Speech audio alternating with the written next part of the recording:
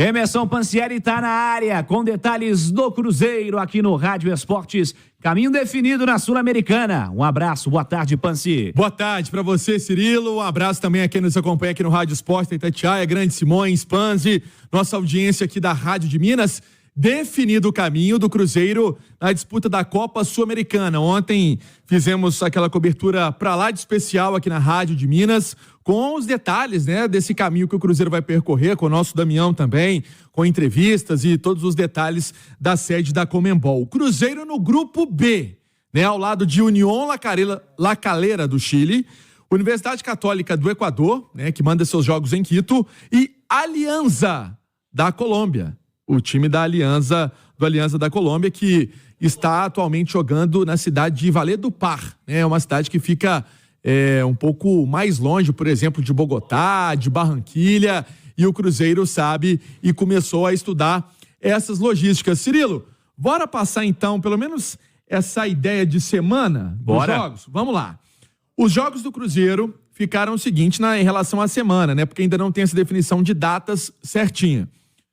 Universidade Católica do Equador e Cruzeiro, na semana do dia 3 de abril, que inclusive vai ser aí o meio da final do Campeonato Mineiro, né? Vai ser entre a final do Campeonato Mineiro, a final vai estar rolando e tem esse primeiro jogo, esse compromisso do Cruzeiro. Depois, ele joga em casa, então com o apoio da Nação Celeste, na semana do dia 10 de abril. E aí vai enfrentar o Alianza da Colômbia. Depois, ele vai para o Chile enfrentar o Unión La Calera, nessa semana do dia 24 de abril. Lembrando que esse jogo do Cruzeiro dentro de casa na semana do dia 10 de abril. Então, na terceira rodada, vai para fora do Brasil enfrentar o Unión La Calera do Chile na semana do dia 24. E aí, é a rodada 3. A rodada 4 vai ser um jogo fora de casa contra o Alianza da Colômbia. Esse jogo na semana do dia 8 de maio. Então, esse jogo na semana do dia 8 de maio. E aí, até fazendo já umas projeções, o Cruzeiro poderia talvez descer em Barranquilha, poderia descer em uma outra cidade. Vamos esperar como vai ser essa logística do Cruzeiro. Na rodada seguinte, do dia 15 de maio, o Cruzeiro joga em casa contra a Unión La Calera do Chile.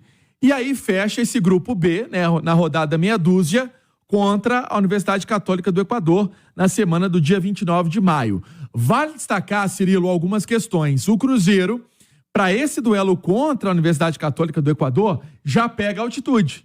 Não é aquela altitude temida, tão grandiosa assim, mas é altitude, né? Já tem aí uma mudança da parte orgânica, climática. São 2.850 metros de altitude, esse duelo que vai ser disputado em Quito, capital do Equador. Cirilo. Alexandre Simões, mesma pergunta que fiz no bloco anterior quanto ao caminho do Atlético na Libertadores. Na Sul-Americana, a definição do grupo do Cruzeiro ficou de bom tamanho, Simões? Cirilo, acredito que sim, né? Embora, assim, sejam times a gente tem muito menos notícias desses times que, por exemplo, Peñarol, Rosário Central, o próprio Caracas, né? O nosso intercâmbio com o futebol sul-americano é muito pequeno, né? Apesar de serem países vizinhos. Mas, de toda forma, o Cruzeiro é o cabeça de chave, é a grande força do grupo, tá? E, hipoteticamente, é sempre entre aspas, né, gente? Tem a obrigação de ficar no primeiro lugar, né? Até porque na Copa Sul-Americana só o primeiro se garante automaticamente nas oitavas, né? O segundo tem que enfrentar os times que são terceiros colocados da Libertadores. Num playoff. Foi o que o América jogou ano passado, né? Exato. Com o Bragantino, né? Bragantino. Isso. Então, quer dizer, eu acho que ficou sim, tem esse problema aí dessas viagens, e são viagens que vão ser encavaladas no Campeonato Brasileiro, então isso gera um problema. O Cruzeiro não tem um grupo tão grande, não são viagens simples, né? Além da viagem de avião, tem a questão terrestre, o que complica, né? Mas, de toda forma, do ponto de vista técnico, é um grupo, sim, que dá ao Cruzeiro totais chances de chegar às oitavas de final e de exercer o seu favoritismo. Bom também, o Edu Panzi, nessa história do Cruzeiro agora, tendo essa definição. Aliás, ontem, tô lembrando aqui, no playoff, tô pegando a ficha aqui, o América pegou o Colo-Colo ano passado.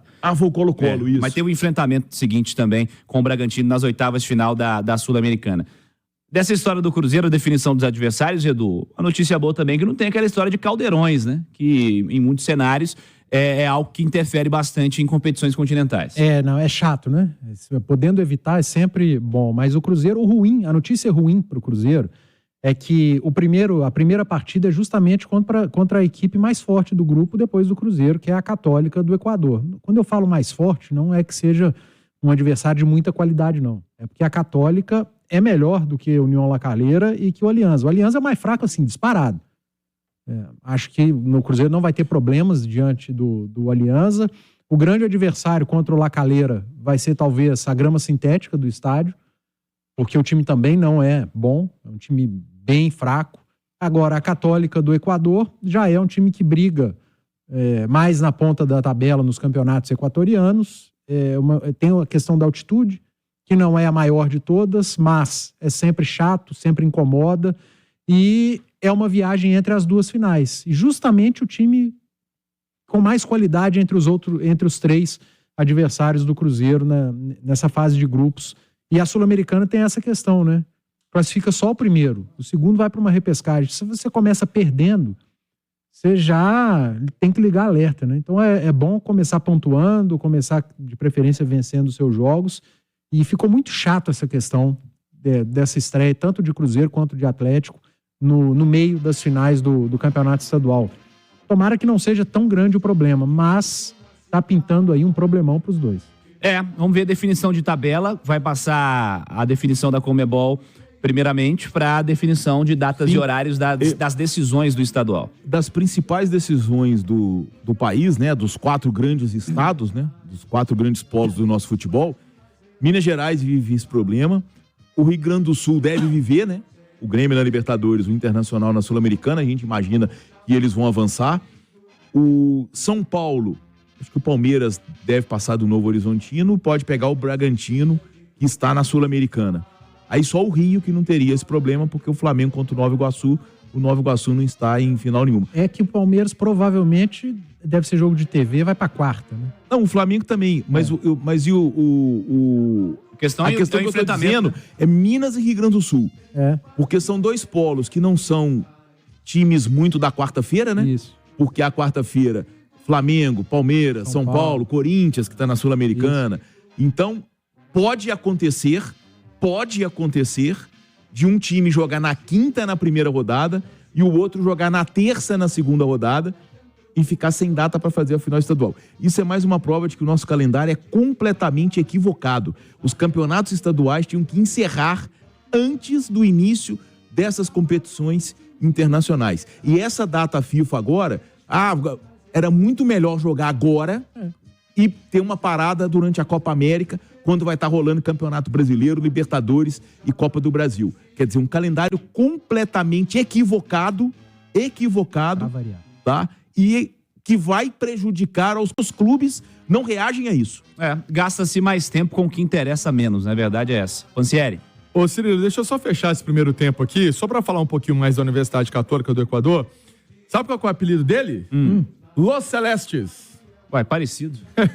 Por isso que sede em Quito, então, tem altitude aí como uma possível aliada para o time, né? Como eu falei, 2.850 metros acima do nível do mar. E a principal peça do elenco é o argentino Facundo Martínez, 39 anos. Ele é ídolo do clube equatoriano, defende a equipe desde 2010. Nunca jogou com o Cruzeiro e o time está na 3ª colocação, né? Dentro do que trouxe também o Panzi, o time que está na 3ª colocação do campeonato equatoriano. O Cruzeiro está observando isso tudo e daqui a pouco eu falo mais do Cruzeiro. Esse é o Rádio Esportes. Bora pro segundo tempo do Cruzeiro. Existe um grande clube. Fala aí, Emerson Pansieri. Falo sim, Cirilo, em relação ao Cruzeiro na Copa Sul-Americana, tem uma matéria também no nosso itatiaesporte.com.br.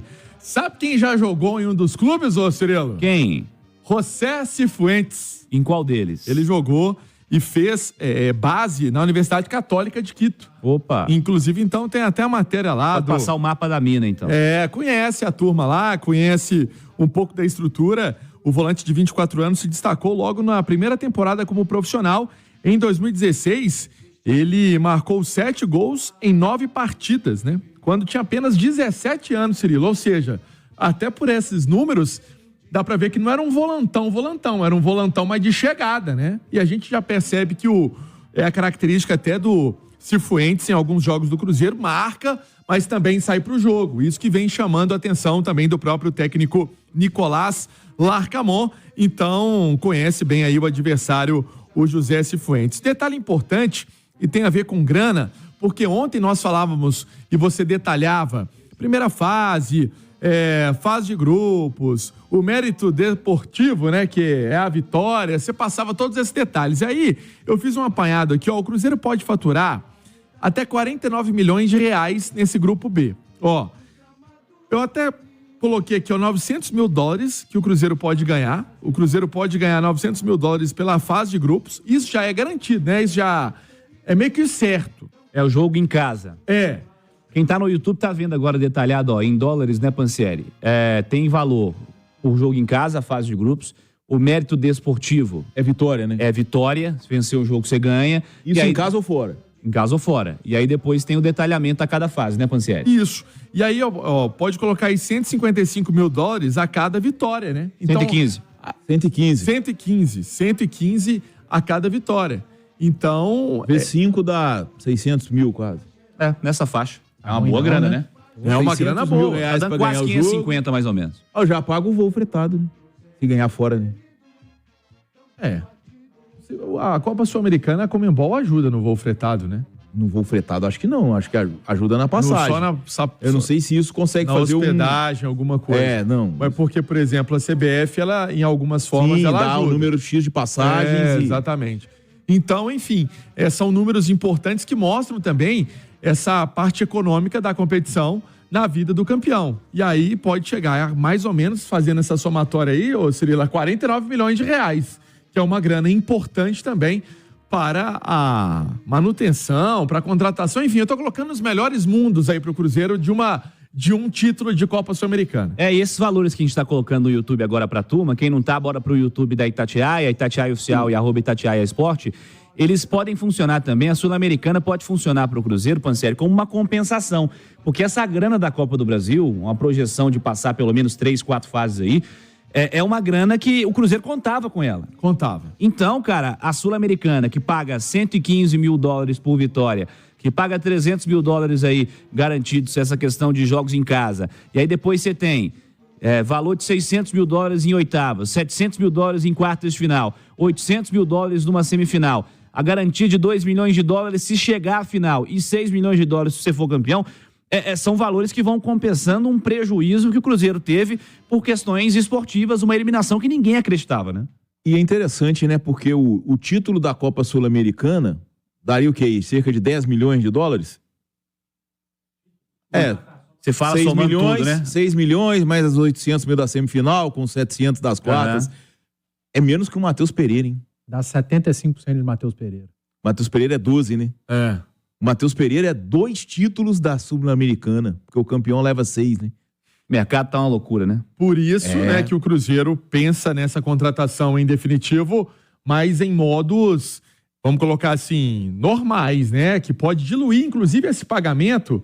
Por exemplo, no salário do jogador, enfim, tem várias modalidades, né, que o Cruzeiro pode fazer em relação a alguma parte aí desse pagamento em relação ao Matheus Pereira, que é foco do Cruzeiro também, a manutenção desse jogador de forma plena, definitiva, mais do que esse contrato que se encerra no meio do ano. Esse é o objetivo que a gente já trouxe aqui na Itatiaia, mas esse é o caminho do Cruzeiro também na parte financeira, essa parte que é tão importante, principalmente que o Cruzeiro contava pelo menos, Cirilo, vamos colocar 15 milhões de reais num cenário bem não otimista, né? Que era da Copa do Brasil, e agora o Cruzeiro também pensando na Copa Sul-Americana, lembrando que o time está de folga até amanhã de manhã, né? Porque amanhã à tarde todo mundo volta aos trabalhos na Toca da Raposa, pensando aí na final contra o Atlético e nessa estreia também da Copa Sul-Americana contra a Universidade Católica do Equador.